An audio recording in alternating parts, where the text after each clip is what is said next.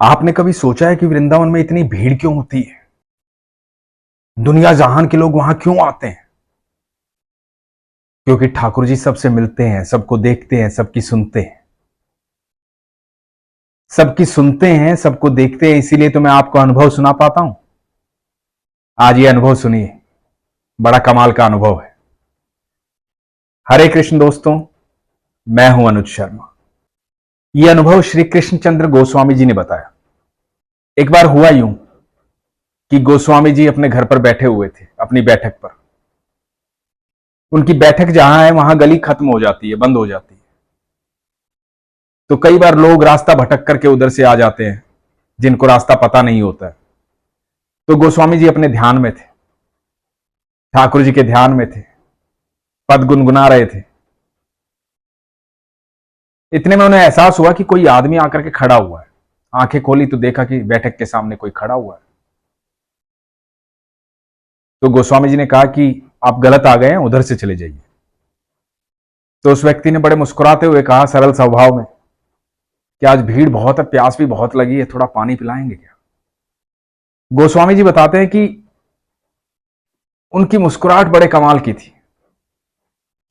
मैंने सामान हटाया और उनको कहा कि आइए बैठिए आराम से, पसीने में लथपथ हो गए हैं आप, बैठिए।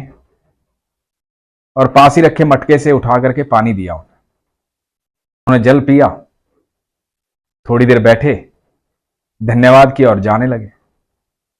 तो गोस्वामी जी ने ऐसे ही पूछ लिया कि आप ठाकुर जी के अनन्य भक्त हैं, कब से आते हैं वृंदावन? तो उन्होंने बताया कि मैं तो हर अमावस्या को आता हूं। तो बोले, अरे वाह, कहां से आते हैं? तो उन्होंने बताया कि आगरा में बालकेश्वर कॉलोनी है, मैं वहां रहता हूं क्वार्टर में, नाम रामाधार चतुर्वेदी। तो गोस्वामी जी ने कहा कि अच्छा, हर अमावस्या को आते हो? बचपन से ही ठाकुर जी के भक्त हो? तो रामाधार जी ने कहा कि अरे नहीं, ऐसा भाग्य कहां।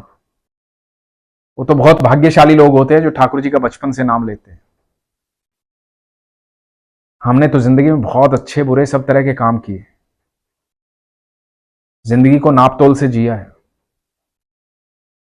सब तरह के मन में विचार रहे हैं। लेकिन एक घटना ऐसी हुई जिससे जीवन बदल गया, और अब लगता है कि ठाकुर जी के अलावा कुछ है ही नहीं जीवन में। तो गोस्वामी जी ने कहा कि बताना चाहेंगे वो घटना? तो रामाधार जी वहां फिर से बैठ गए, बताने लगे। बोले, हुआ यूं कि एक बार पत्नी शादी में गई थी, वहां से आई, आकर के अपने सारे गहने उतारे और एक छोटे से संदूक में रख दिए, और संदूक को रेडियो के पास रख दिया। बात आई गई हुई, महीने भर बाद किसी और शादी में जाना था, तो गहने देखने लगी।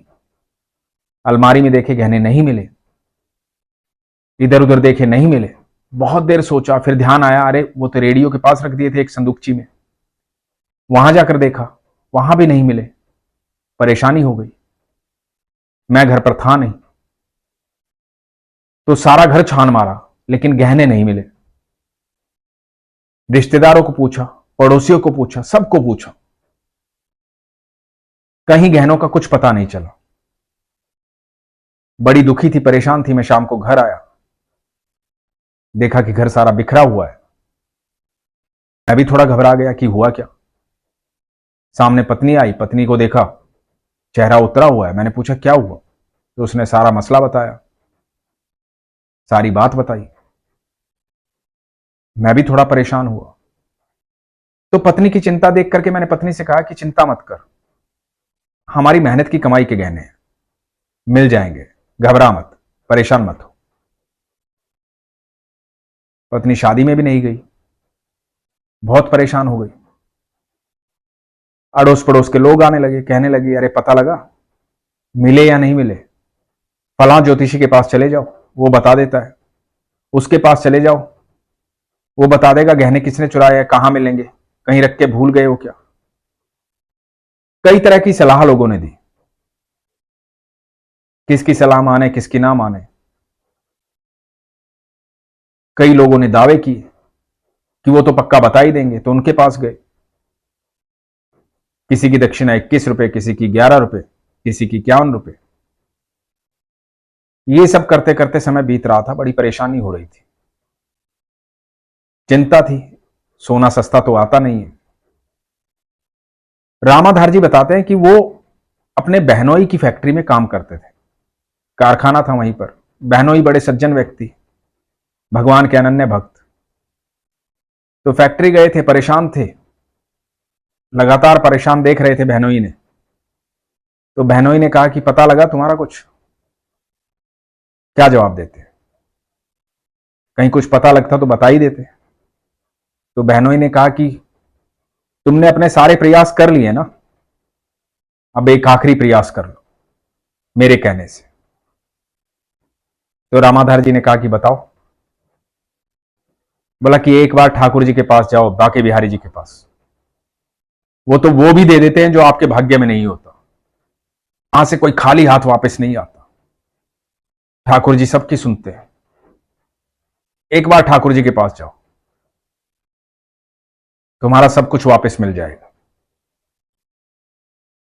तो रामाधार जी ने सोचा ठीक है, जब सबकी बात मान ली है तो एक अच्छा काम है, मंदिर ही जाना है, चले जाएंगे। तो बहनोई ने कहा कि नहीं, सच्चे मन से जाना, ईमानदारी से जाना, और ठाकुर जी को दिल से बताना कि ठाकुर जी ये समस्या है, इसका हल करो। जब दिल से बात करोगे ठाकुर जी जरूर सुनेंगे, तुम्हें जवाब जरूर मिलेगा।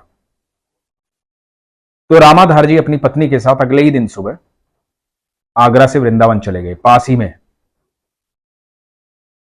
ठाकुर जी के मंदिर गए, ठाकुर जी को सारी समस्या बताई। अपनी समस्या बता के बिहारी जी को प्रणाम करके वापस घर आ गए। रामाधार जी बताते हैं कि उस रात्रि हम इस बात के लिए आराम से सोए कि भगवान के दर्शन बहुत अच्छे हुए। मन में एक सुखद एहसास था। सुबह रोजाना की तरह उठे, पत्नी पहले उठी। पत्नी क्या देखती है, क्वार्टर के आंगन में एक अखबार है, अखबार में कुछ लिपटा हुआ रखा है। उठाकर देखती है तो गहने रखे हुए हैं। मुझे आवाज देती है, मैं भी दौड़ कर आया और देखा कि एक अखबार में सारे गहने रखे हुए हैं। और खाली गहने ही नहीं, एक अंगूठी भी थी जो हमें ध्यान में भी नहीं थी, वो पहले गुम हो गई थी, वो भी वहां पर रखी हुई है। मेरी पत्नी जोर से चिल्लाने लगी, बिहारी जी ने सब कुछ लौटा दिया, बिहारी जी ने सब कुछ लौटा दिया। मैं बड़ा प्रसन्न हुआ, मैं भी झूम उठा कि ठाकुर जी ने एक ही बार में सुन ली। हम दोनों पति पत्नी खुश थे। गोस्वामी जी, वो दिन है और आज का दिन है। गृहस्थ जीवन में हूं, ज्यादा कुछ तो कर नहीं पाता, लेकिन हर अमावस्या पर ठाकुर जी के पास आता हूं। और इसलिए नहीं आता कि गहने वापस मिल गए थे, इसलिए आता हूं कि उस दिन विश्वास हुआ था कि हम कुछ नहीं है, जो कुछ है ठाकुर जी हैं, बिहारी जी हैं। वो सच में सबको वो दे सकते हैं जो उनके भाग्य में भी नहीं होता। एक बार दिल से मांग के तो देखो, विश्वास करके तो देखो। जो कोई नहीं कर सकता वो बाके बिहारी कर सकते हैं, क्योंकि वो सृष्टि के मालिक हैं, ब्रह्मांड के रचयिता हैं, वो सर्वेश्वर हैं, परमेश्वर हैं, सब कुछ है। एक बार विश्वास करके तो देखो, बस विश्वास की बात है। इसलिए हमेशा कहता हूं, अपने विश्वास को मजबूत रखो, अपना ख्याल रखो। हरे कृष्ण।